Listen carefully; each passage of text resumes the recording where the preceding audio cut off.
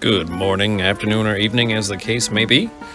This is a quick video for fellow owners of the KeyChron K3 with the optical brown switches.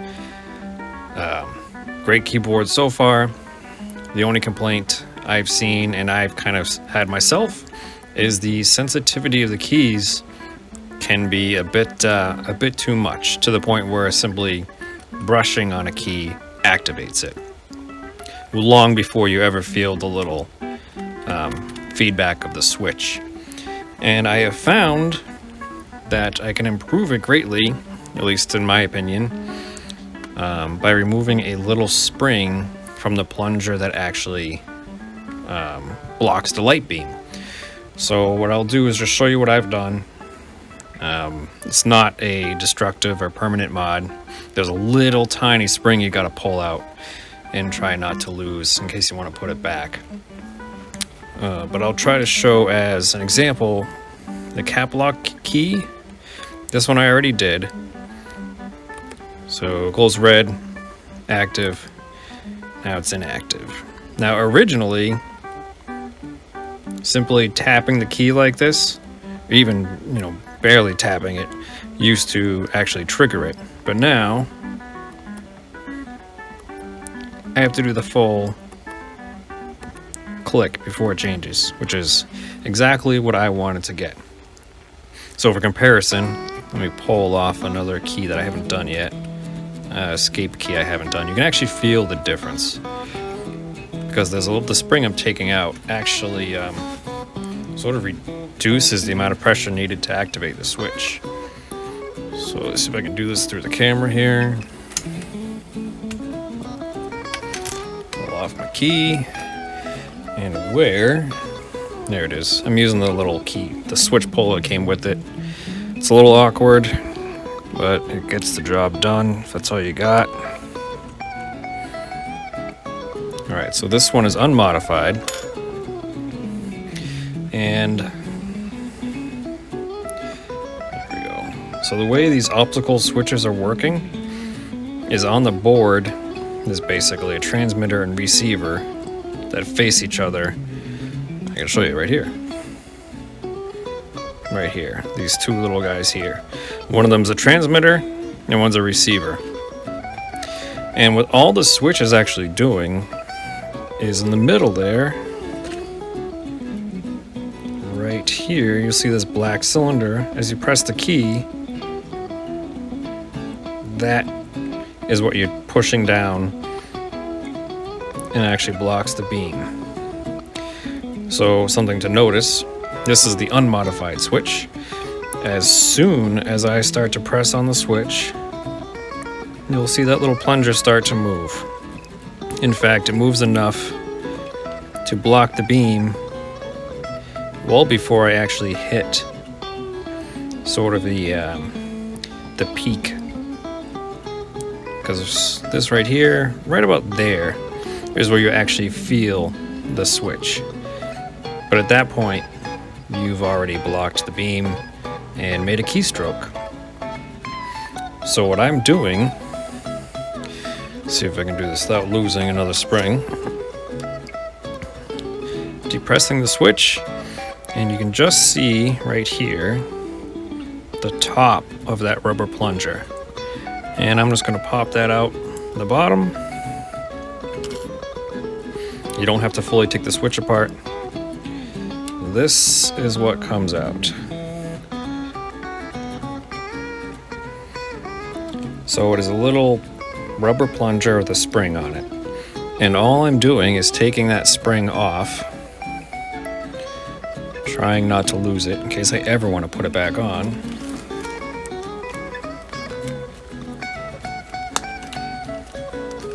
And then reinstalling the plunger. So the plunger does have these little notches on it that you want to line up. It'll be hard to catch on camera, but inside the switch you'll see there's a rectangle that this little guy will line up to. So again, it's easiest, I think, if you have the switch depressed. That way there's no gap when you're trying to reinstall this. If there is, then the rubber can just bend off to the side, which isn't what we want. That push in, and now we are done. So now you'll see I am pushing the switch.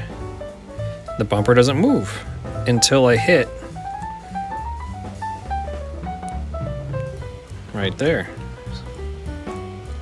Now, this may not work forever. So essentially what's happening is friction. This bumper, the gap is necessary because the travel of this button is way more than the travel, excuse me, way more than the travel needed to block the beam. So that little bumper is designed to only move a little bit while not interrupting the key. And the use of that spring ensures that the bumper always resets to a constant position, in theory. The problem is with the Brown switch, that spring is pushing down and making it activate way too soon. In addition, it's also sort of diminishing the feel of the switch because it's pre-applied some downward pressure on the thing. So let me actually pull. I shouldn't have put that back yet. And just go on. I just want to show them side by side.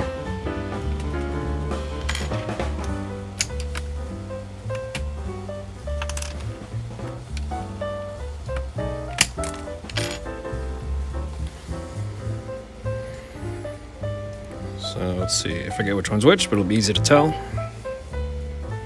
So this is a modified one. One on the left is modified.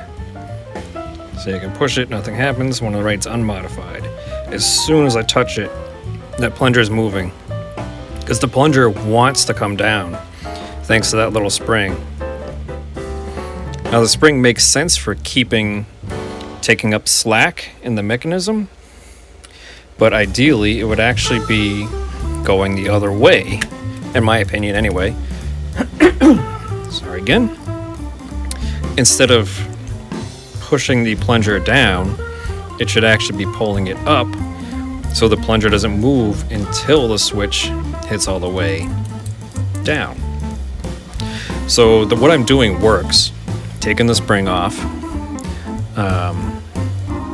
but it partially is only working because of friction. So if this thing ever gets so smooth that there isn't enough friction on this plunger and it drops down anyway without the spring, it will go back to being incredibly sensitive. In fact, you can see this through the top. So you can see the little black dot right in the middle there.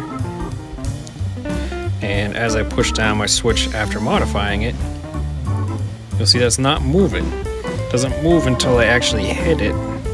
Now it goes down. Now it's down. Which is exactly what I wanted to do. So friction is just keeping that plunger up right now versus a spring, which would be better. Just do that same thing.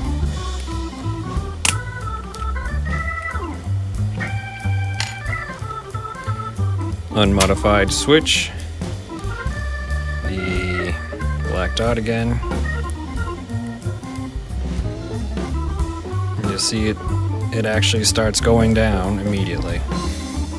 As soon as you're depressing on this switch, that plunger is going down because the spring is trying to pull it down. So, like I said, it makes sense from a mechanical point of view because it helps ensure that that plunger is consistent relative to the switch. The problem is it's consistent the way I prefer, it's consistent in the wrong direction, making the keyboard super sensitive. But just popping that spring out is a massive improvement. In fact, what I'll do is, so you see now, I can press the key, caps lock doesn't turn on. So I'll compare that, if I can get that off again. This one.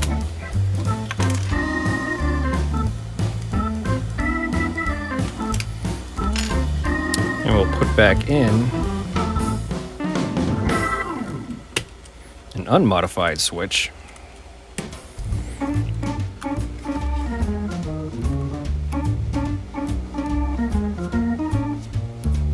Let's see if I get it.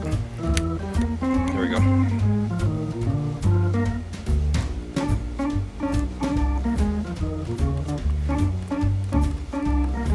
So with the unmodified switch, this one actually isn't being too bad right now, surprisingly.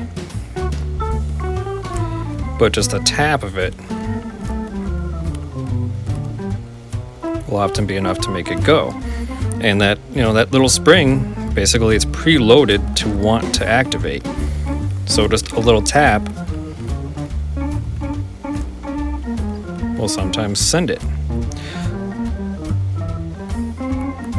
Yeah, it's hard to convey on video, but it's something if you want to try it for yourself.